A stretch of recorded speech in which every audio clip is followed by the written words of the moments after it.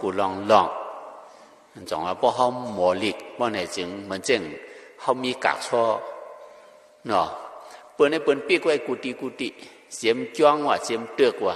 เสียมอีหยังเปิ้นปีกช่อไว้เปิ้นหอยช่อไว้หมักช่อไว้ก้อยหน้าหอยไว้กะก็ย่อพอเขามีไว้กากมันกูอันบ่ไหนเลยไม่เจอสองนี้ไม่เจอเลยไม่เจอเนาะนั่นน่ะ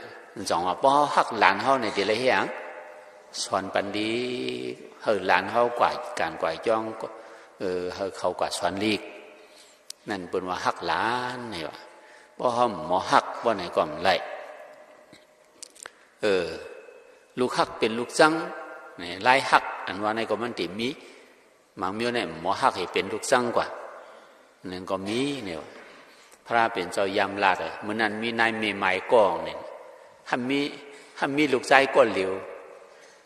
ความใจอันว่าไว้ข่มเฮาตำเหนียวลูกชายเหลียววายยักนั่นเฮาหมอฮักเลยมันเปลี่ยน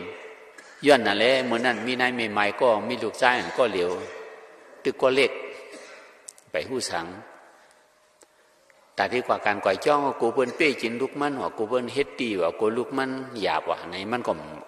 กว่าปล่อยจ้องอยู่ไกลเพื่อนเห็นใครเหลีดังเลยเหลีใครกว่าดังเลยกว่ามันหักลูกมันหมอหักในใหม่ๆก็หน่อยนะเฮ็ดจังนั้นเหี่ยวลูกมันใน